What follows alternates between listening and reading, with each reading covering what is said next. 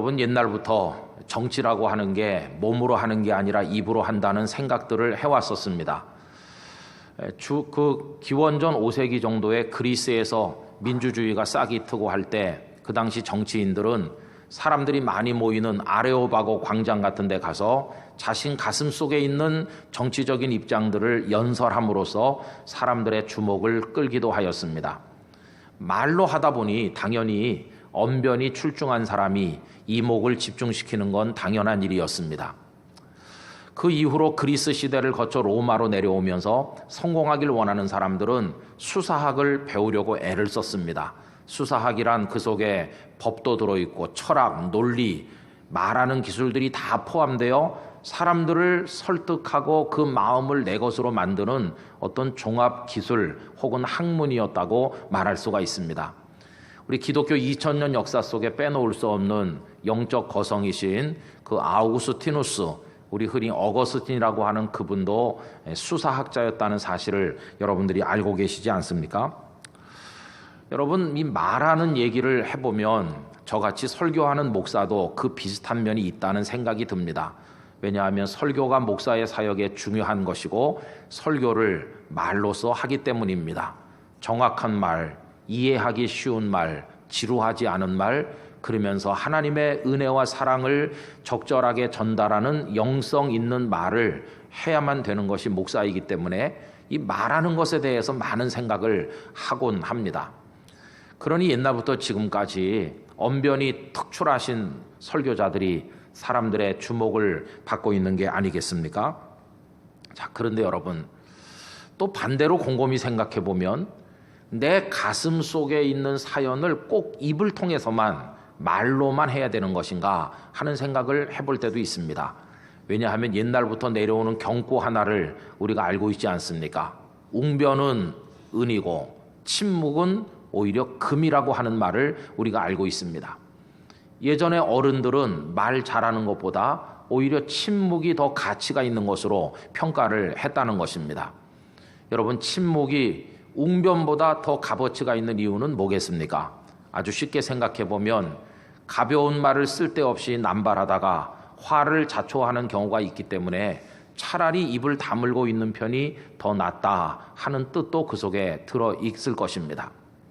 뿐만 아니라 그보다는 훨씬 더 긍정적인 면이 있다고 생각하는데, 많은 말을 하는 것보다 어떤 상황에 가면 차라리 침묵을 하는 것이 더 강하게, 더 깊게 내 마음속 사연을 상대방에게 전달할 수 있기 때문이 아닌가 하는 생각을 하게 됩니다.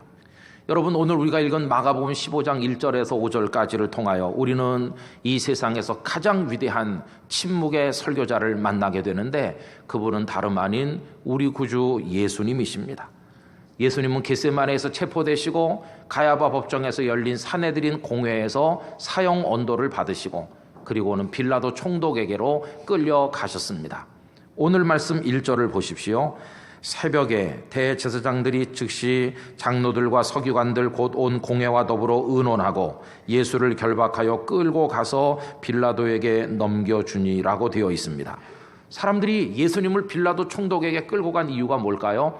그때 유대는 식민지였으므로 자신들에게는 예수님을 처형할 권한이 없었기에 총독의 마지막 판결이 필요했기 때문에 빌라도에게 예수님을 끌고 가게 되었던 것입니다.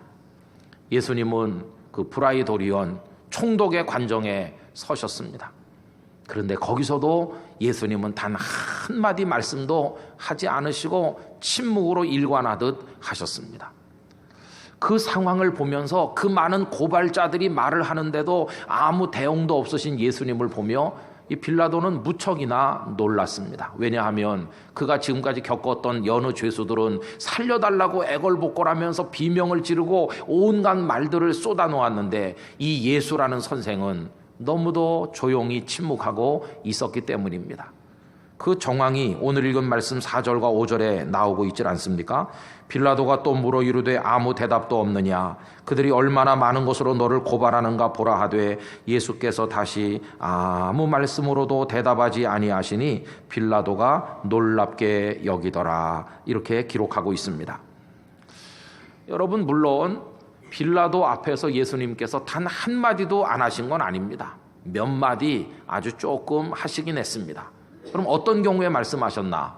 예수님은 당신의 생명을 지키려고 하거나 입장을 변명하려고 할 때 한마디 말씀 없었습니다. 그러나 당신이 누구이시며 무엇 때문에 세상에 오셨는지 그 메시아의 정체성을 밝혀야 될 상황이 왔을 때는 주저앉고 명백하게 당신이 누구이신가를 선포하셨습니다. 오늘 읽은 말씀 2절에도 그 예가 하나 나오고 있습니다. 2절을 다 같이 읽겠습니다. 빌라도가 묻되 네가 유대인의 왕이냐? 예수께서 대답하여 이르시되 네 말이 옳도다 하시매.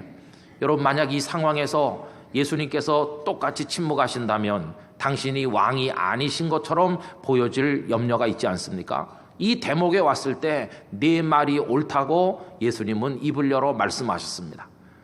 오늘 이 마가복음 본문은 예수님이 딱 한 번 말씀한 걸로 돼 있지만 요한복음을 참조하면 조금 더 길게 말씀하셨는데 역시 당신이 누구이신가를 밝히실 때 말씀하셨다고 되어 있습니다. 우선 첫째로 예수님은 당신이 하늘에 속한 나라의 왕으로서 진리를 증거하기 위해 오신 분임을 분명히 말씀합니다.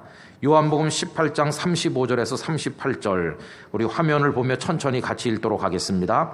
빌라도가 대답하되 네가 유대인이냐? 네 나라 사람과 대제사장들이 너를 내게 넘겼으니 네가 무엇을 하였느냐? 예수께서 대답하시되 내 나라는 이 세상에 속한 것이 아니니라. 만일 내 나라가 이 세상에 속한 것이었더라면 내 종들이 싸워 나로 유대인들에게 넘겨지지 않게 하였으리라. 이제 내 나라는 여기에 속한 것이 아니니라. 빌라도가 이르되 그러면 네가 왕이 아니냐? 예수께서 대답하시되 네 말과 같이 내가 왕이니라. 내가 이를 위하여 태어났으며 이를 위하여 세상에 왔나니 곧 진리에 대하여 증언하려 함이로라. 무릇 진리에 속한 자는 내 음성을 듣느니라 하신대 빌라도가 이르되 진리가 무엇이냐 하더라. 아멘. 내 나라는 하늘에 속한 나라고 나는 진리를 증언하는 왕이라고 당신이 누구이신가를 명백하게 말씀하셨습니다. 또 요한복음 19장 10절 11절로 내려가 보면 빌라도가 자신이 권한이 있다는 걸 은근히 자랑스럽게 말합니다. 당신을 놓아줄 수도 있고 죽일 수 있는 권한이 내 손에 있다. 그때 예수님께서 총독이 가진 그 권세, 그 권한이 위에서부터 주신 것이 아니면 없었을 거라고 얘기함으로써 재판받고 있는 예수님이 재판하는 총독 빌라도에게 사실은 그 모든 권세를 주신 세상의 진정한 주인이심을 밝히고 있습니다. 여러분, 거기 말씀을 읽어보면 이렇죠. 빌라도가 이르되 내게 말하지 아니하느냐? 내가 너를 놓을 권한도 있고 십자가에 못 박을 권한도 있는 줄 알지 못하느냐? 예수께서 대답하시되 위에서 주지 아니하셨더라면 나를 해할 권한이 없었으리니 그러므로 나를 내게 넘겨준 자의 죄는 더 크다 하시니라. 예수님 이 말씀을 통해 당신이 모든 왕과 모든 총독과 모든 권세자들 위에 계신 그들에게 그 권세를 나누어 주신 진정한 세상의 왕이심을 명백하게 말씀하신 것이었습니다. 이 몇 마디 말씀만 하셨을 뿐 당신의 생명을 구하거나 당신의 입장을 변명하기 위한 구차한 이야기 예수님은 한마디도 말씀하지 않으시고 완전히 침묵하셨습니다. 여러분, 이 예수님의 침묵의 의미가 도대체 뭐겠습니까? 우리 사람들도 때때로 말을 안 할 때가 있는데요. 여러분, 어떤 경우에 말을 안 하는지 생각해 보세요. 우선 하고 싶은 말이 많은데 강압적으로 말을 못하게 할 때 사람들은 말을 할 수가 없습니다. 입 닥치고 있어라. 윗 어른이 아랫사람에게 겁을 주면 할 말이 여기까지 있어도 그 사람 어쩔 수 없는 침묵을 할 수밖에 없습니다. 그러나 반대로 말을 하라고 시키기도 하고 또 할 말도 있지만 여러 가지 정황상 말을 일부러 안 할 때도 있습니다. 예를 들면 붙들린 사람이 고문을 당하면서 국가 기밀을 토로하도록 강제당할 때 이 사람은 생명을 걸고 입을 닫습니다. 왜? 나라의 기밀이니까. 그래서 침묵할 때도 있습니다. 또 어떤 사람은 말해보라고 옆에서 자꾸 권하지만 할 말도 많지만 또 말을 안 하는데 왜냐하면 이 상대가 말해봤자 알아들을 수 있는 사람이 아니라는 걸 알게 되면 내가 구태여 말할 필요가 있겠는가? 입을 닫아버립니다. 대화 상대가 아니라고 생각하기 때문이죠. 여러분, 예수님께도 그런 경우가 있습니다. 누가복음 23장에 보면 다른 복음서에 없는 사실이 하나 기록되어 있는데, 예수님께서 가야바 법정, 빌라도 법정에서만 재판을 받으신 게 아니고 갈릴리 지역의 분봉왕인 헤롯에게도 재판받으셨다는 이야기가 등장을 하고 있습니다. 거기 누가복음 23장 6절 이하를 보면 이렇습니다. 빌라도가 듣고 그가 갈릴리 사람이냐 물어 헤롯의 관할에 속한 줄을 알고 헤롯에게 보내니, 이 빌라도는 예수님 때문에 머리가 아팠습니다. 어디 출신이냐? 갈릴리 출신이라고 옆에 사람들이 말해줬습니다. 그러면 갈릴리는 내 담당이 아니고 헤롯 담당이니 마침 헤롯이 예루살렘에 와 있으니 헤롯에게로 보내라. 예수님을 떠넘긴 것이죠. 그 다음에 보면 이렇습니다. 그때 헤롯이 예루살렘에 있더라. 헤롯이 예수를 보고 매우 기뻐하니 이는 그의 소문을 들었으므로 보고자 한지 오래였고 또한 무엇이나 이적 행하심을 볼까 바랐던 연고로라. 여러 말로 물으나 아무 말도 대답하지 아니하시니. 여러분, 예수님 왜 헤롯에게 아무 말씀도 안 하셨을까? 예수님 헤롯을 꿰뚫어 보셨습니다. 이 사람이 진리를 알고자 하는 간절한 열망으로 묻는 것이라면 예수님 왜 대답하지 않으셨겠어요? 그런데 그의 속을 보시니 그는 단지 장난기 어린 호기심으로 예수가 유명하다는데 어떻게 생겼나? 혹시 기적이라도 행하면 내가 한번 구경 삼아 볼까? 이런 단순한 호기심이었기에 예수님은 그에게 말할 가치를 느끼지 않으셨던 것입니다. 여러분, 이런 이유 외에 사람이 말을 하지 않는 또 다른 경우는 어떤 경우일까요? 그것은요, 말보다도 훨씬 강력한 어떤 다른 방법으로 가슴속 사연을 이야기하고자 할 때 이 입을 닫고 침묵하게 되는 것입니다.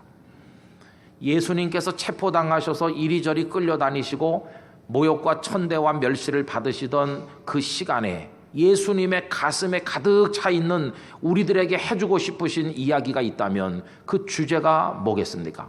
그건 다른 게 아니라 사랑인 것입니다. 사랑. 체포된 것도 사랑하기 때문에, 끌려다니시는 것도 사랑하기 때문에, 그분이 십자가에 오르시는 것도 우리를 향한 사랑 때문이었기 때문에 그때 예수님의 가슴을 가장 채우고 있는 하시고 싶은 말씀은 사랑을 주제로 한 것이었습니다. 너희들은 내 말을 들어라. 하나님 아버지의 사랑을 아는가? 그분이 너희들을 사랑하셔서 독생자인 나를 이 세상에 보내셨고 지금 내 가슴 속에 사랑이 가득 차 있는데 내 사랑의 이야기를 들으라. 예수님께서 만약에 그때 설교를 하신다면 그 설교의 제목은 사랑이 될 것이었습니다. 그리고 그 사랑의 설교를 예수님은 입의 말로 하지 않으시기로 결심하신 것입니다. 그러면 입의 말로 설교하지 않으면 뭘로 설교하시려고 하는가? 예수님은 말 대신 온 몸으로, 온 몸의 몸짓으로 설교하기로 결심하셨습니다. 몸으로 설교하기로 작정하셨기에 더 이상 말이 필요 없으므로 예수님은 침묵하셨고 몸으로 하는 그 설교는 침묵의 설교가 되었던 것입니다. 예수님의 침묵의 설교는 어디서 이루어졌습니까? 그 강단이 어디입니까? 그 예수님의 침묵의 온몸으로 하는 설교의 강단은 다름 아닌 십자가였습니다. 십자가는 특이한 강단이었습니다. 이렇게 올라서는 강단이 아니라 매달리는 강단이었습니다. 좋은 옷을 입고 성직자의 가운을 걸치고 올라서는 강단이 아니라 부끄럽게도 벌거벗겨진 채로 매달리는 강단이었습니다. 그 강단은 오늘의 강단처럼 설교하면 아멘 하기도 하고 박수를 보내기도 하는 그런 강단이 아니라 온몸으로 절규하듯 설교해도 돌아오는 것은 침뱉음과 삿대질밖에 없는 이상한 강단이었습니다. 거긴 성직자의 가운 대신 피로 물든 그 몸으로 온몸을 뒤틀면서 설교하는 참 마음 아픈 강단이었습니다. 예수님은 그 십자가라고 하는 강단에 매달리셔서 오전 9시부터 오후 3시까지 6시간 동안 말씀은 하지 않으셨지만 온몸을 통해 하나님의 사랑과 당신 속에 있는 사랑을 설교하셨던 것입니다. 지금까지 이루어진 모든 사랑의 설교 중에 그보다 더 강렬하고 능력 있는 사랑의 설교는 없었습니다. 이 강단에서 사람이 천마디 만마디 억만마디 하는 것보다 그 십자가의 예수님의 무언의 설교야말로 위대한 설교였습니다. 그 상처 하나하나가 사랑의 외침이었고 방울방울 떨어지는 핏방울이 다 우리를 향한 사랑의 메시지였습니다. 성도 여러분, 여러분의 귀에 그 십자가의 침묵의 설교, 온몸으로 하는 설교가 지금 들리고 계십니까?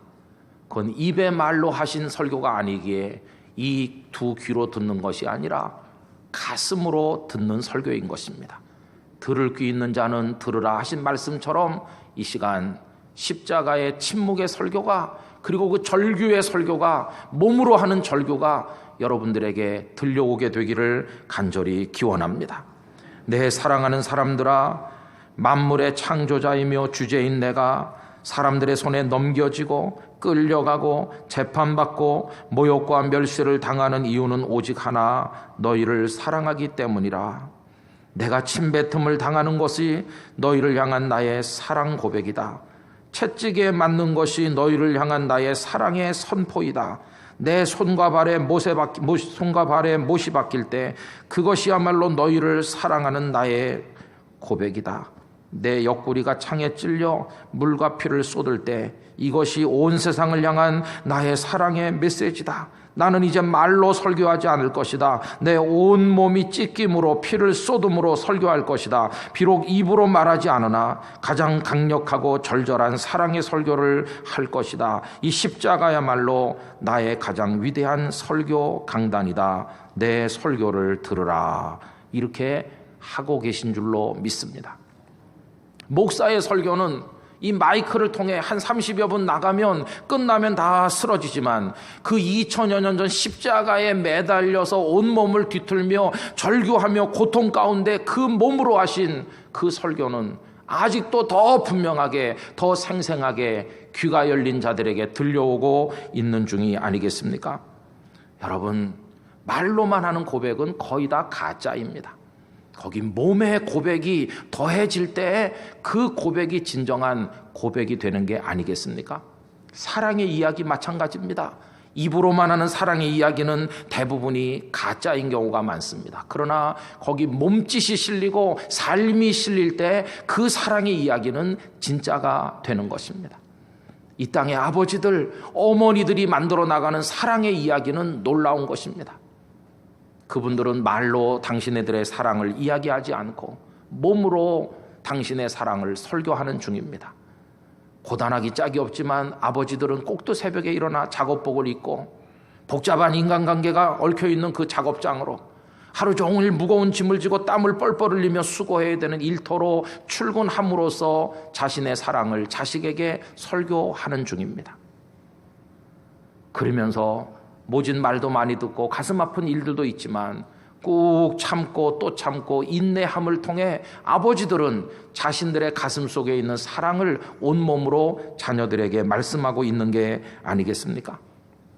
어머니들은 또 어떤가? 쪼들리는 살림살이 언제나 모자라 당신은 옷 한 벌 변변하게 사입지 못하면서도 자식들의 몸뚱아리에는 예쁜 걸 걸쳐주고 싶어하는 그걸 통해, 그리고 당신은 맛있는 음식 하나를 사드시지 못하고 찬밥 덩어리로 라면으로 때워가면서도 자식의 식탁에 반찬 하나라도 더 얹어주고자 하는 그 노력으로, 그리고 할 말 많고 사연 많으나 다 나가고 나면 빈방에서 혼자 눈물을 흘리는 그 인내의 몸부림을 통하여 그 어머니로서의 그 사랑을 자식들에게 설교하고 있는 게 아니겠습니까?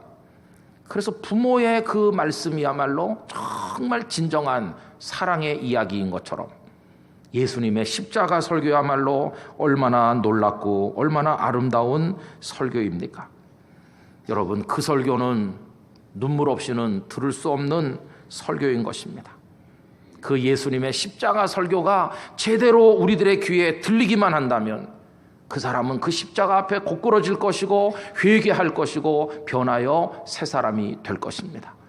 우리 사랑하는 땅끝교회 성도들의 귀에 그 예수님의 침묵하시지만 온몸으로 하는 그 설교가, 그 사랑의 설교가 여러분들에게 생생하게 들리시기를 주님의 이름으로 축복합니다. 우리는 그 예수님의 침묵을 생각할 때마다 참 부끄러움을 느끼지 않을 수 없습니다. 왜냐하면 우린 너무 많은 말을 하고 있기 때문이고, 그 말들의 대부분이 안 하느니만 못한 쓸데없는 말인 경우가 너무나도 많기 때문인 것입니다. 여러분, 이제는 예수님의 침묵의 설교, 몸의 설교를 듣는 귀가 우리에게 열렸다면 이제는 우리들도 침묵의 언어를 배울 때가 되지 않았나 생각을 하는 것입니다. 앞에서 말씀드렸던 그 이용도 목사께서는 당신의 호를 시무언이라고 정하였습니다. 시무언, 말하지 않으리, 말해서 무엇하리, 그런 이상한 뜻이 담긴 호입니다. 당신의 호를 시무언이라고 정한 경위를 그분은 이렇게 적고 있습니다. 시무언, 말하지 않는 것은 좋다. 이 세상은 말 많은 세상이다. 하지 않아도 좋을 말, 남을 해하는 말들이 얼마나 많은 세상인가. 자신의 아름다운 뜻을 남에게 전하라고 하나님께서 주신 그 말을 가지고 얼마나 남을 해하고 세상을 망치고 있는가. 인류 사회의 모든 악, 모든 싸움, 모든 화근이 다 말에서 비롯되는 것임에 나는 말이 없기를 바라며 또 벙어리가 되기 위하여 염원하는 바이다. 이렇게 적고 있습니다. 그래서 그분은 설교하는 시간 외에는 거의 말을 하지 않았다고 합니다. 그 대신 말보다 기도하기를 즐겨했다고 합니다. 말은 문제를 만드나 기도는 은혜를 가져다 주고 자신을 돌아보게 하고 하나님 앞에 아름답게 세워주기 때문이라고 믿었기 때문이었다고 합니다. 성도 여러분, 저도 여러분들도 침묵의 언어를 우리 배우기를 원합니다. 이제는 몸으로 말하는 법을 우리도 터득하기를 원합니다. 그렇게 우리에게 말씀하시는 예수님께 우리도 삶을 통해 온몸을 통해서 정말 주님을 사랑한다고 하는 걸 속삭여 주님께 고백할 수 있는 성도가 되기를 원하는 것입니다. 침묵이란 단지 아무 말도 안 함을 뜻하는 것이 아니라 몸으로 고백하는 것을 의미하는 것이기에 여러분들의 일상의 모든 삶이, 그 몸부림이, 그 삶이 주님을 향한 진정한 사랑이 되어 올려지기를 원합니다. 고린도전서 4장 20절은 말씀하기를 하나님의 나라는 말에 있지 아니하고 능력에 있다고 우리에게 가르치지 않았습니까? 말 많이 한다고 능력 있는 게 아니라 정말 하나님의 나라는 말보다는 그렇게 살아갈 수 있는 능력 있는 그 자리에 이루어짐을 우리들에게 가르쳐 주신 것입니다. 여러분, 이제는 말하기보다는 기도를 드리게 되기를 원합니다. 그리고 묵묵히 그리스도인답게 몸으로 사랑을 고백하는 성도가 될 수 있기를 원하는 것입니다. 그래서 침묵의 설교로, 몸부림의 설교로 우리에게 다가오시는 예수님께 우리도 그런 사랑의 고백을 올려드릴 수 있기를 간절히 기원합니다. 잠시 후에 우리가 부를 85장 찬송은 참 그 영성 깊은 찬송입니다. 구주를 생각만 해도 이렇게 좋거든. 여러분, 귀에 들려오는 것도 없고 눈으로 보는 것도 아니나 주님하고 생각만 해도 그분의 음성이 들리는 것 같고 그분의 모습이 보이는 것 같아. 생각만 해도 이렇게 좋은데 그분을 배울 때에는 얼마나 좋을까, 이런 가사가 담겨 있습니다. 우리에게 그렇게 다가오시는 예수님을 향해 우리도 침묵의 언어로, 삶의 언어로 사랑을 고백함으로써 예수님과 우리 사이의 사랑의 교통이 더 풍성해지고 더 깊은 영성의 단계에 들어가게 되기를 간절히 원하는 것입니다. 이 사순절 기간 우리의 삶의 모습이, 언어의 모습이, 모든 것이 그렇게 주님 앞에 드려지기를 예수님의 이름으로 축원합니다. 다 같이 기도하겠습니다.